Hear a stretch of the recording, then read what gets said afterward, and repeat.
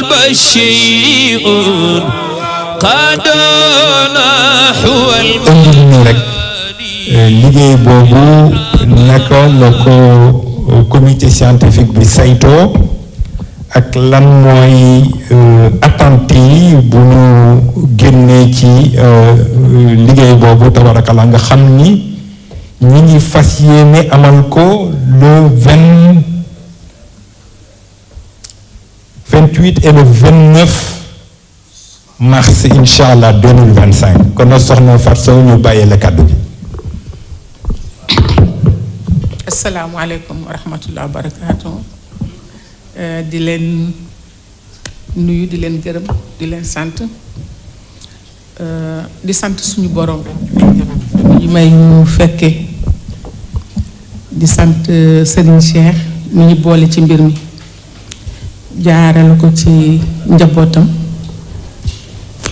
di teg donc nuyoo bi ci loxo Mouhamadul Habib mu seddale leen ko.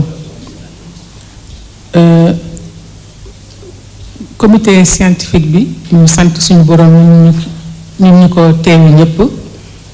ay borom xam-xam yu mag nekk si ku mel na Bachir moom mooy Souleymane Bachir Dieng mooy président au comité scientifique bi Boubacar mu ngi ni teew ñu nekk ci nouvelle frontière nouvel horizon ou horizon sans frontière Mounir aussi ñu ngi fi ci biir Aziz Kébé ak ñeneen ñi nga xam ni limu ma leen muy jéggalu mbir mi dafa di mbir moo xam ni bu Sénégal la amal solo mais àddina bi la parce que li may gëm moo di la mission de Serigne Cheikh c'est de réconcilier l'humanité avec son Seigneur ndax Serigne Cheikh dafa ñu permettre ñu xam lan lu ñu indi fii ci kaw suuf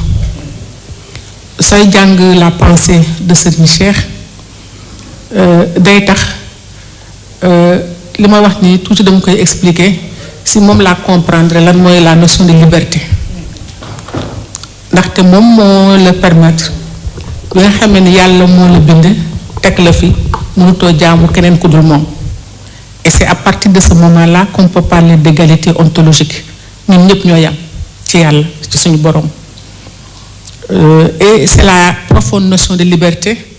loolu mooy tax dootoo mën jaamu leneen doo jaamu xërëm doo jaamu alal doo jaamu nguur doo jaamu leneen yàlla rek ngay jiital ci sa kanam donc c'est un viatique bu lay permettre nga mën a affronter la vie en toute sérénité te doo ragal lenn li tax pour man may gërëm famille bi nga xam ne jël nañ initiative ñuy xalaat ci Serigne Cheikh pour génne à travers sa pensée et son action toute la philosophie de Serigne Cheikh parce que pour man duma ko tuddee ni ko nit ñi du tuddee man leen Serigne Cheikh mun loo wax ni économiste la munoo wax ni financier la munoo wax ni sociologue la munoo wax ni philosophe la en fait loolu yépp la ëmb et la pensée qu'il a produite du tey la ñuy xam njëriñam pour man li ma gëstu ci mbirum diine surtout jëmale ko fii ci Afrique de l'Ouest diine d'une manière générale parce que religion musulmane dafa am des étapes boo xam ni xeet bu nekk jël nga sa wàll on a parlé des Omeyyades on a parlé des Abbassides ku nekk période bi mu tollool am nga loo fa jëf li nga xam tax nga diine bi jëm kanam am boroom xam-xam yu gëm ni prochaine renaissance su islam ci Afrique de l'Ouest lay jóge ma gëm ci sama xalaat boobu que ni c'est la pensée de Serigne Cheikh qui est porteuse de cette nouvelle révolution de l'islam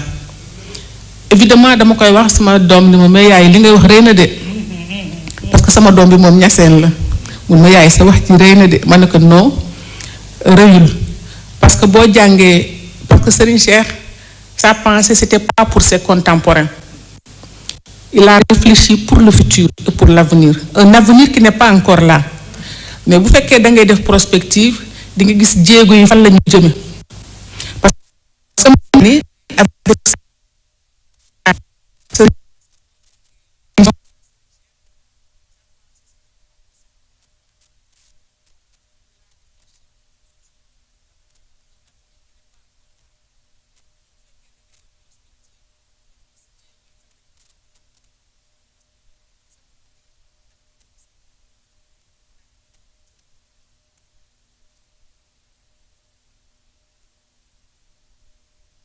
juste pour wane nit ki mu doon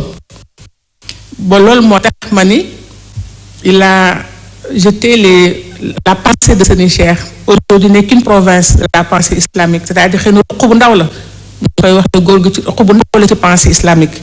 mais gëm naa ni ëllëg moom moo nar a law ba defar li ñu nar a fii ci Afrique sowu jant mais juste pour wane rawatina suñu dëkk bi ñu nekk ba loolu moo tax ma ni il a jeté la pensée de Serigne Cheikh aujourd'hui n'est qu'une province de la pensée islamique c'est-à-dire xëy na ruq bu ndaw la ñu koy waxee góor gi ci ruq bu ndaw la ci pensée islamique mais gëm naa ni ëllëg ku nekk ak li nga law fi nga yamoon ba defar pour moi j'ai un énorme le fait que je travaille sur la religion dafa wane ñi fi taxaw les penseurs du 19e siècle yi mooy ñi nga xam ñoo fi taxawal tarixa yu mujj yi dama am na ñu leen jiitu ñoo xam ne il faut ñu bàyyi nañ seen war pensée ku nekk ak li nga fi nga yamoon pour moi j'ai un énorme le fait que je travaille sur la religion dafa wane ñi fi taxaw les penseurs du 19e siècle mooy ñi nga xam ne ñoo fi taxawal tarixa yu mujj yi évidemment am na ñu leen jiitu ñoo xam ne bàyyi nañ seen waar depuis le 10e siècle bàyyi nañ seen waar ba ñu agsi fi ñu agsi fii mais ñi fi mujj ñoom ñoo tabax bokk nañ ci li tabax la nation sénégalaise léegi la pensée ñu tënk loolu yépp maintenant comment la ñuy projeté wu vers le développement bi ñu war dem pour les siècles à venir pour man xalaatu Serigne Cheikh daf ñuy jox les bases et les fondements kon ëllëg tey bu ñu fi jógee ci liggéey bii ñu nar a def loolu moo tax ñu leen di féliciter parce que dafa jot xëy na lu jot yomb mais dafa jot tey ñu tënk loolu yépp matérialiser ko ba mën ko tasaare pas seulement pour ay disciples Serigne Cheikh mais je dis la pensée de Serigne Cheikh s'adresse à l'humanité tout entière mais bu jiitoo loolu mooy ñi nga xam ne réew mi nga xam ne fi la ko xalaate ñoom naka lañ koy jëfandikoo pour mën a yóbbu Sénégal ci kanam parce que rien que sa pratique de tous les jours damay déglu souvent Alioune Sow un des disciples de Serigne Cheikh Alioune Sow def naa la tudd buy expliquer moom si boppam aussi parce que pour nga xam Serigne Cheikh da ngay dellu ci ay texam ma ngay dellu si nit ñi ko bâtir notre futur di raconter loolu nag comité scientifique bi comme ni mu ko waxee daañu dellu sur les fondements religieux parce que diine moo ko ñor li mu wax yàlla moo ko ñor mais bu ñu delloo sur les fondements religieux ñu xam foofu bu ko sukkandiku quelle est la portée de ce discours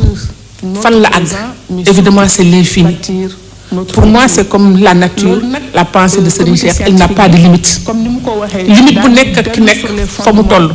parce que ku nekk niveau bi nga toll rek ngay mën xam Serigne Cheikh man ni naa dama koy jàngat ba fi ma yam li ma mën a comprendre li ci des nga boole nga bàyyee ko ñeneen ñi nga xam ne àgg nañ ci niveau boobu mais li ci am solo moo di lépp lu mu la mos a wax rek di nga mos a àgg ba teg ci sa loxo xam ni lii moo doon dëgg mais Serigne Cheikh c'est l'action parce que jàngaleem bu bëggee jàngale parce que yàlla dafa ñu fi indi pour ñu liggéey comme si on doit jamais quitter cette terre mais aussi comme si ñeneen ñi nga xam ne àgg nañ ci niveau boobu mais li ci am solo moo di lépp lu mu la mos a wax rek di nga mos a àgg ba teg ci sa loxo xam ni lii moo doon dëgg mais Serigne Cheikh c'est l'action parce que jàngaleem bu bëggee jàngale parce que yàlla dafa ñu fi indi pour ñu liggéey comme si on doit jamais quitter cette terre mais aussi comme si demain dañuy dellu ci moom. Maintenant Serigne Cheikh c'est aussi un homme politique les actions qu'il a entreprises dans le sens du courage parce que de l'action c'est-à-dire transformer d'ailleurs li indi woon son action politique loolu la woon c'était de comprendre que suñu fexewul ba impliqué wu ci dimension boobu dañ koy bàyyi ak ñeneen ñoo xam ne xëy na fa ñu ñuy jëmale du ñu gënal c'était ça le message ba tax këru diine yépp àndoon ak moom ci loolu parce qu'en fait quand il a mis en place ce parti c'était pas pour lui c'était tout un ensemble d'hommes religieux qui étaient d'accord avec la façon de le faire donc c'était aussi un homme d'action, de transformation de la société. Donc le courage, parce que nit bu amul gëm-gëm bu amul fit du def dara du dem fenn li ma doon wax quand Serigne Cheikh Taat jàngal la ni la il n'y a de Dieu que Dieu nga xam ne lenn jarul jaamu loolu moo lay may fit dans la vie tu fais ce que tu as envie de faire tu n'as pas de limite parce que gëm nga ni yàlla rek ngay gis keneen mënu la baare loolu mooy jàppale nit mu dem jusqu'au bout de sa pensée parce que tu ne calcules pas yàlla mooy maye yàlla mooy joxe yàlla mooy xañ. À partir de ce moment-là, je crois que c'est l'enseignement le plus précieux, ce que j'appelle la notion de liberté, telle que je l'ai apprise comme Serigne Cheikh, c'est le viatique qui te permet d'affronter le monde sans limite. Alors, je pense que bon xam-xam yi ñu fiy taseel nara nekk ci comité scientifique bi nara ñëw ci colloque bi ñu nara def xëy na du ñu jeexal lépp ci Serigne Cheikh mais au moins on aura jeté les bases d'une réflexion et le pays en a besoin aujourd'hui parce que fii dëkk bi tollu tey nga xam ni les courants de pensée viennent de partout et de nulle part yoo xam ni courant de pensée religieux yoo xam ni dafa taxu leen jóg mais tas réew mi moo leen tax a jóg. Je crois que sukkandiku sur des penseurs comme Serigne Cheikh et d'autres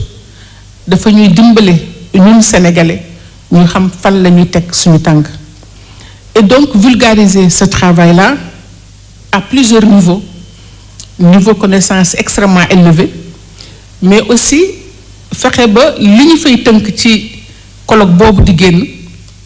mu génn sous différentes dimensions. Évidemment c'est de grands intellectuels ñoo nar a bind yoo xam ne du ñëppay comprendre li ñuy wax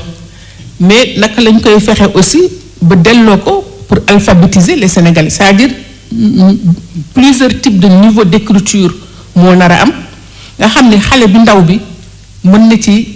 nañ ci génne lu muy jëriñ, c'est-à-dire la pensée de Serigne Cheikh sera à la fois des livres au niveau universitaire ou supra-universitaire mais aussi des ouvrages pour les écoles pour les lycées mais aussi des ouvrages pour les écoles primaires parce que bu ñu bëggee former suñu xale yi c'est déjà dès le bas âge nga leen di nourrir dans la pensée qui va les guider demain pour leur propre action. Or je dis que Serigne Cheikh a été capable de ça moom bu la doon waxal niveau boo mënti toll mënu nga comprendre li muy wax lu mu doon kon on met beaucoup d'espoir sur ce comité scientifique bi nga xam ni générosité moo leen ci dugal mais aussi xam-xam bi ñu yor si mbir mi moo leen ci dugal et vous nous donnez l'opportunité à l'université aux universitaires de faire leur travail. Parce que njëriñu université c'est par rapport à sa propre société c'était pas juste jàng pour jàng mais c'est d'avoir un regard profond sur son espace social pour pouvoir le faire et Serigne Cheikh fait partie de ces personnes-là. Donc tey le colloque qui va se tenir en fin mars j'espère va être le début d'une énorme production scientifique, littéraire, culturelle et tout ce que nous voulons sur Serigne Cheikh, mais qui va être le début aussi, au-delà de Serigne Cheikh, d'aller à la rencontre de tous les savants. Parce que pour moi, Serigne Cheikh est un savant. Je n'arrive même pas à est-ce qu'un savant-là que tu dis, est-ce que baat bi ñu ko war a tudde sax je n'ai pas le concept moi pour définir Serigne Cheikh. Mais c'est un homme qui nous a inspirés, qui continuera à nous inspirer et nous remercions donc, nous rendons grâce à Dieu, comme je l'ai dit tout à l'heure, et nous remercions lui, parce que je pense que toog bi ñu fekkee ci li ñu boole ci mbir mi pour man moom laa ko teg parce que j'ai dit il a été un maître virtuel pour moi, il le sera pour toute ma vie. C'est un homme sur lequel la réflexion n'est pas des choses qu'on écrit. Am na yu mën a bind ci moom mais yenn yi da nga koy yëg la parce que du yëg yëpp ngay mën a di exprimer. Donc nous écrirons ce que nous pouvons partager avec les autres mais le reste c'est des choses intimes d'une relation virtuelle avec un homme de Dieu que nous considérons comme étant pour nous le symbole ou en tout cas le guide pour l'éternité. Et je remercie tous les membres du comité scientifique qui ont accepté d'être là, mais je pense que nous aurons énormément beaucoup de communication parce que ceux qui veulent participer à cette aventure, à cet ouvrage, sont nombreux dans ce pays. Et je pense que